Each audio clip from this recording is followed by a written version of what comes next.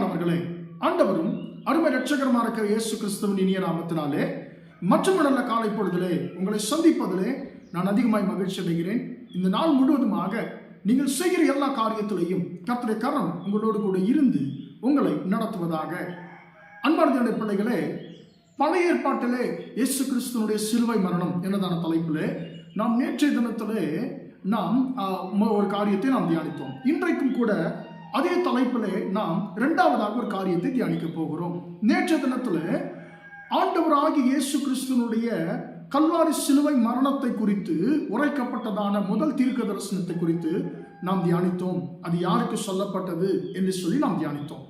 அன்பார்ந்த பிள்ளைகளே, இன்றைக்கும் இயேசு கிறிஸ்துவின் சிலுவை மரணத்தை குறித்து இரண்டாவது காரியத்தை நாம் தியானிக்க போகிறோம்.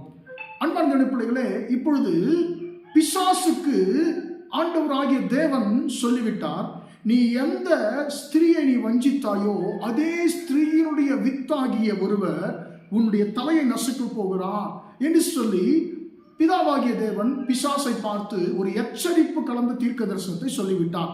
இதுதான் இயேசு கிறிஸ்துவின் மரணத்தை குறித்து சொல்லப்பட்டதான முதலாவது தீர்க்க தரிசனம்.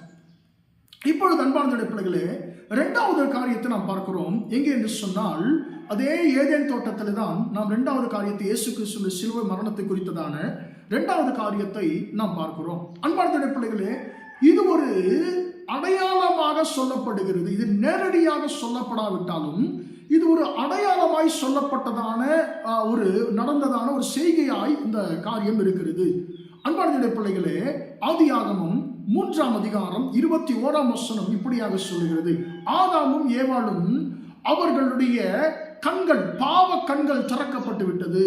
அப்பொழுது என்ன நடக்குதுன்னு கேட்டீங்கன்னு சொன்னா, ஆவிக்குரிய மனக்கண்கள் மூடப்பட்டு பாவக்கண்கள், மாமிசத்திற்குரிய கண்கள் திறக்கப்பட்ட பொழுது அவர்கள் எந்த நிலையில இருக்கிறார்கள் என்பதை அவர்கள் அறிந்து கொள்ளுகிறார்கள். அவர்களுக்கே தங்களை குறித்து ஒரு வெட்கம் உண்டாகிறது. ஐயோ, நாம இப்படி இருக்கிறோமே என்று சொல்லி, எப்படி இருக்கிறார்கள் என்று சொல்லி நமக்கு தெரியும்.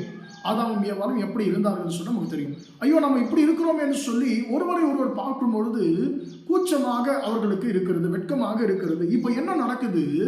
அன்பார்ந்த பிள்ளைகள் அவர்களுடைய அந்த பரிதாபமான சூழ்நிலையை பார்க்கிறார். இப்பொழுது அவர்களுடைய அந்த நிர்வாணத்தை மூடுவதற்கு தேவனாகிய கர்த்தர் என்ன செய்கிறான்னு சொன்னால், ஒரு மிருகத்தினுடைய தோலை எடுத்து அந்த தோலினாலே தோல் உடைகளை உண்டாக்கி ஆதாமுக்கும் அவருடைய மனைவிக்கும் ஆண்டவர் உடுத்தினார் என்று சொல்லி நாம் பார்க்கிறோம். அன்பார்ந்த பிள்ளைகளை, அவர்களுடைய அந்த வெட்கம் மறைப்பதற்கு, அவர்களுடைய அந்த மானம் காக்கப்படுவதற்கு ஒரு மிருகம் கொல்லப்பட்டது. அது எந்த மிருகத்தினுடைய தோல் என்று சொல்லி பரிசுத்த வேதாகமத்தில் சொல்லப்படவில்லை.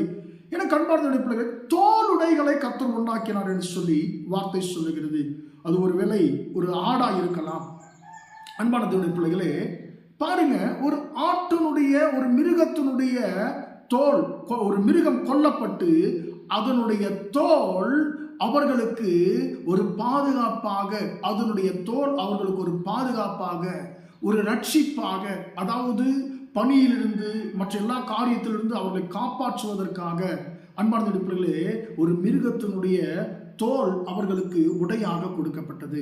அன்பான பிள்ளைகளே, இதை தேவனாகிய கர்த்தர் ஒரு சிம்பாலிக்காக, ஒரு சாயலாக, இயேசு கிறிஸ்துவனுடைய கல்வாரி சிலுவை மரணத்தை குறித்ததான ஒரு சாயலாக ஆண்டவராகிய தேவன் அதை காண்பிக்கிறார்.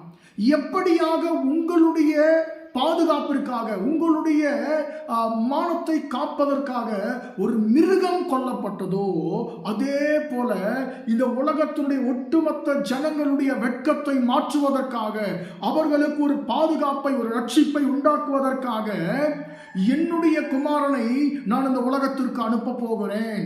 அவர் சிலுவையிலே மரித்து அவர் தன்னுடைய சரீரத்தை முழுவதுமாக பீக்கப்படுவதற்கு ஒப்பு கொடுத்து தன்னுடைய ஜீவனையும் கொடுத்து இந்த உலகத்தின் ஜனங்களை, உங்களுடைய சந்ததியை என்னுடைய குமாரன் பாதுகாக்க போகிறார், ரட்சிக்க போகிறார். உங்களை பாதுகாப்பதற்காக என்னுடைய குமாரன் தன்னுடைய சரீரத்தையே கொடுக்க போகிறார் என்றதான ஒரு நிழலாட்டமான ஒரு காரியத்தை பிதாவாகி தேவன் அந்த இடத்துல செய்கிறதை நாம் பார்க்கிறோம். அன்பான தேவனுடைய பிள்ளைகளே, அன்றைக்கு ஆதாம் ஏவாளை காப்பாற்றுவதற்காக ஒரு மிருகம் கொல்லப்பட்டது, அதனுடைய தோல் தேவைப்பட்டது.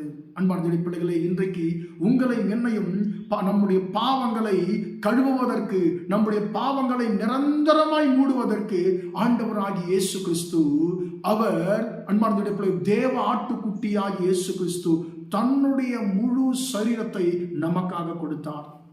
அன்பான பிள்ளைகளே, ஆக்ஸ்போர்ட் பல்கலைக்கழகம் நடத்தினதான ஒரு ஆய்விலே கிட்டத்தட்ட 5000த்திற்கும் மேற்பட்டதான காயங்களை ஆண்டவராகிய இயேசு கிறிஸ்து தன்னுடைய சரீரத்திலே கல்வாரி சிலுவையிலே ஏற்றுக்கொண்டார் என்று சொல்லி பரிசுத்த வேதம் சொல்லுகிறது. அவருடைய சரீரம் முழுவதுமாக பீக்கப்பட்டது என்று சொல்லி சரித்திர ஆதாரங்கள் சொல்லுகிறது. எனக்கு அன்பான பிள்ளைகளே, எதற்காக என்று சொன்னார்? நம்முடைய பாவங்களை, நம்முடைய வெட்கத்திற்குரிய காரியங்களை வெளியரங்கமாக்காதபடிக்கு நிரந்தரமாய் அவைகளை மூடுவதற்காக தேவ ஆட்டுக்குட்டியாகிய ஆண்டவராகிய இயேசு கிறிஸ்து உங்களுக்காக, எனக்காக தன்னுடைய சரீரத்தையும் ஜீவனையும் ஒப்பு கொடுத்தார். அன்பான பிள்ளைகளே, எப்படியாக ஏதேன் தோட்டத்திலே ஒரு கொல்லப்பட்ட மிருகத்தினுடைய தோல் ஆதாம் ஏவாளை அவருடைய மானத்தை மூடினதோ, அவர்களுடைய எல்லாவற்றையும் அவருடைய சரீரத்தை மூடினதோ, அவர்களை குளிரிலிருந்து பாதுகாத்ததோ, அதே போல உங்களை என்னையும் இந்த உலக பிரகாரமான எல்லா பாவங்கள், நம்முடைய பாவங்களை மூடி மறைப்பதற்காக, நம்மை பாதுகாப்பதற்காக தேவாட்டுக்குட்டியாகிய ஆண்டவராகிய இயேசு கிறிஸ்து அவர் கல்வாரி சிலுவையில் தன்னுடைய சரீரத்தை ஒப்பு கொடுத்தார். அன்பார்ந்த பிள்ளைகளே, நமக்காக தம்மைத்தானே ஒப்பு கொடுத்த அந்த ஆண்டவராகிய இயேசு கிறிஸ்துவுக்குள்ளே நாம் மறைந்து வாழ்வதற்கு, நாம் அவருக்குள்ளே நிலைத்திருந்து நாம் வாழ்வதற்கு நம்மை நாம் ஒப்பு கொடுப்போமாக. நாம் ஜெபிப்போமா? ஆண்டவரே, என்னை காப்பாற்றுவதற்காக, என் பாவங்களை மறைப்பதற்காக ஆண்டவரே உம்முடைய சரீரத்தை எனக்காக கொடுத்தீரே. ஆண்டவரே, உம்முடைய வாழ்க்கை, உம்முடைய கரங்களில் என்னுடைய வாழ்க்கையை ஒப்பு கொடுக்கிறேன் ஆண்டவர் என்று சொல்லி நாம் நமக்காக தம்மை தாம் ஒப்பு கொடுத்த இயேசுவுக்கு நம்முடைய வாழ்க்கையை ஒப்பு கொடுப்போமா? ஜெபிப்போம். இரக்கமுள்ள தகப்பனே, உம்மை நன்றியோடு துதிக்கிறோம், ஸ்தோத்திரிக்கிறோம் ஐயா.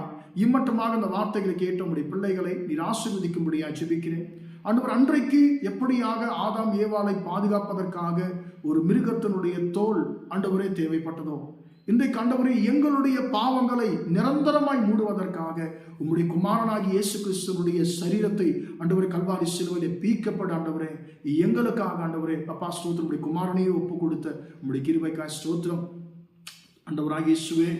ஆண்டவரே, எங்களுக்காக உண்மையே கொடுத்த ஆண்டவரே உம்முடைய கரங்களிலே எங்களுடைய வாழ்க்கையை ஒப்பு கொடுக்கிறோம் ஐயா.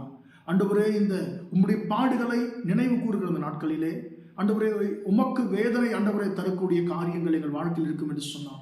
எல்லாவற்றையும் ஆண்டவரே எங்கள் வாழ்க்கையை விட்டு எடுத்து போடும்படியா ஜெபிக்கிறோம்.